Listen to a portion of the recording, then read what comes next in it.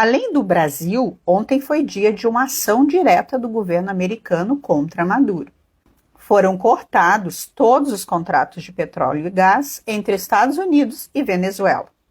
O secretário de Estado, Marco Rubio, declarou: "Hoje, de acordo com a diretiva do governo, estou fornecendo a política externa para encerrar todas as licenças de petróleo e gás da era Biden, que vergonhosamente financiaram o regime ilegítimo de Maduro."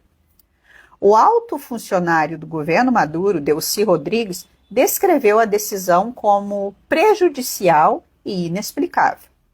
Trump explicou que sua decisão reverte as concessões que o corrupto Joe Biden fez ao venezuelano Nicolás Maduro no acordo de transações petrolíferas de 26 de novembro de 2022, bem como aquelas relacionadas às condições eleitorais que Maduro não cumpriu. Resumindo, acabou a farra. Não cumpriu a promessa de realizar eleições limpas, então sofrerá as consequências. Isso vai ser um baque econômico no regime. Mas temos novidades nas ações contra Alexandre de Moraes. Pois bem, o comitê que aprovou o início da tramitação da lei que vai punir Alexandre de Moraes intimou todas as gigantes do setor de tecnologia para depor. A intimação é para denunciar as ilegalidades cometidas por Moraes e demais governos globalistas, como Reino Unido, Austrália, Canadá e o Brasil, como já mencionei. Na segunda página da intimação, eles citam o seguinte: no Brasil, o ministro do Supremo Tribunal Federal, Alexandre de Moraes, emitiu ordens secretas e sem amparo legal, obrigando empresas americanas a remover grandes quantidades de conteúdo ou enfrentar multas e serem banidas do país. Vejam que Moraes é citado nominalmente. Então, as empresas vão expor na audiência todas as ordens secretas do Alexandre. Estou falando aqui de todas as Big Techs, desde TikTok ao Google. E isso faz parte de um processo maior, pois o comitê está investigando a cooperação de Moraes com Hillary Clinton e John Kerry. O que isso significa? Significa que eles estão investigando uma conspiração interna do governo Biden para promover censura nos Estados Unidos e pelo mundo. O crime seria atentar contra a Constituição dos Estados Unidos. Em um caso mais extremo, poderia ser considerado até traição à pátria. Só que no meio desse bolo, Moraes entraria como agente externo dessa conspiração. Resumindo, meus amigos, aquela profecia do Elon Musk sobre Moraes ser preso não é mais tão fantasiosa assim.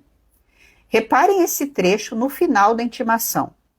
Figuras públicas como Hillary Clinton e John Kerry expressaram apoio a medidas que poderiam enfraquecer a primeira emenda, classificando-a como um grande obstáculo para combater a desinformação e enfrentar as mudanças climáticas. Essas legislações e atitudes podem, em última análise, impactar negativamente o direito dos americanos à liberdade de expressão, especialmente se essas regulamentações forem replicadas ou tiverem efeitos extraterritoriais. Então, claramente, é uma investigação contra uma conspiração interna que vai inevitavelmente atingir Moraes de tabela. Ontem, o Itamaraty emitiu uma nota contra os Estados Unidos em resposta àquela nota do Departamento de Estado americano. E vejam que os ministros estão incomodados, eles estão acuados. Para evitar o colapso das instituições e um golpe de Estado aqui no Brasil. Isso é só o começo, né? Que deve haver mais sanções ao ministro Alexandre de Moraes, mais medidas, né? Pelo lado do Supremo houve um incômodo e houve uma contrariedade grande também, o Megali, com a demora do governo brasileiro em responder ao Departamento de Estado. O Departamento de Estado norte-americano. Um dos argumentos do governo brasileiro é que eles atuaram só dentro do Brasil. Parece que eles deixaram cair isso aqui. Dia 1º de agosto de 2020, o Facebook denuncia que foi obrigado a bloquear pessoas a nível global. A gente lê agora a nota que o porta-voz do Facebook acaba de divulgar. O Facebook havia cumprido com a ordem de bloquear as contas no Brasil ao restringir a visualização das páginas e perfis a partir de endereços IP no país. Isso significa que pessoas com endereço IP no Brasil não conseguiam ver os conteúdos, mesmo que os alvos da ordem judicial tivessem alterado sua localização IP. A mais recente ordem judicial é extrema, representando riscos à liberdade de expressão fora da jurisdição brasileira e em conflito com leis e jurisdições ao redor do mundo. Devido à ameaça de responsabilização criminal de um funcionário do Facebook Brasil, não tivemos alternativa a não ser cumprir com a ordem de bloqueio global das contas enquanto recorremos ao Supremo Tribunal Federal.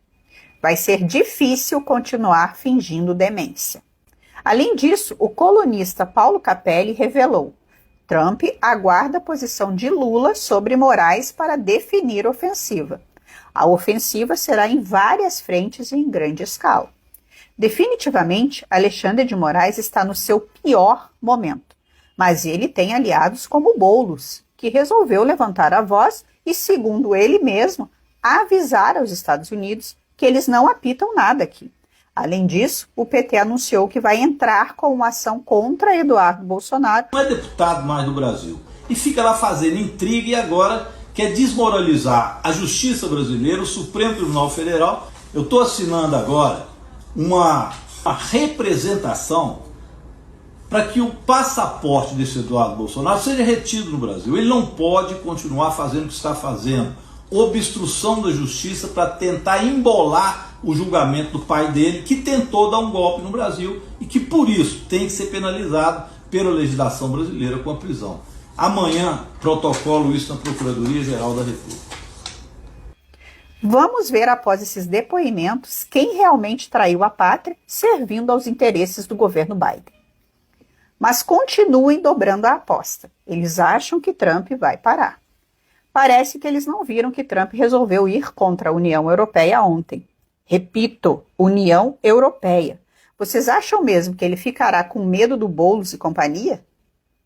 Trump ontem taxou a Europa em 25% e relembrou que o bloco foi criado para enfraquecer os Estados Unidos. Países, francamente, todos diferentes, mas a União Europeia foi formada para ferrar os Estados Unidos. Quero dizer, vamos ser honestos. A União Europeia foi formada para ferrar os Estados Unidos. Esse é o seu propósito. Eles foram bons nisso. Agora sou o presidente. O que acontecerá se esses países ou a União Europeia retaliar? Eles não conseguem. Podem tentar. Mas eles não podem. A China fez isso. E eles podem tentar. Mas os números nunca podem igualar os nossos, porque podemos nos afastar. Somos o pote de ouro. Somos o que todos querem. E eles podem se vingar. Mas não será uma retaliação bem-sucedida. Vamos parar de comprar. Se isso acontecer, nós ganhamos. O líder russo Vladimir Putin fez um importante discurso e afirmou que tem gente incomodada com a reaproximação das duas potências. Entendo que nem todos estão satisfeitos com a retomada de contatos russo-americanos. Algumas das forças estão interessadas em manter as hostilidades e tentarão interromper o diálogo emergente. Precisaremos usar todas as possibilidades da diplomacia e das forças especiais para defender firmemente nossos interesses nacionais, vidas, soberania e liberdades de nossos cidadãos contra quaisquer ameaças. As mudanças de hoje no cenário político são, em grande medida, o resultado da coragem e resiliência de nossas forças armadas, nossos heróis, cuja coragem e cujas vitórias diárias criaram condições para retomar um diálogo sério. Um diálogo sobre a solução fundamental para a crise ucraniana e outras crises. Pois é. Pensem na aliança Estados Unidos e Rússia. Players como Nicolás Maduro ficarão desguarnecidos. A Europa ficará encurralada. Uma Europa encurralada vai ter tempo para sustentar as megalomanias do Alexandre de Moraes? Percebam como o xadrez global está encurralando os globalistas que sustentam o regime brasileiro. Aí você pode pensar, mas e a China? Vocês acham mesmo que a China vai sair por aí defendendo a falsa democracia dos liberais? Sem contar que vocês verão um movimento entre China e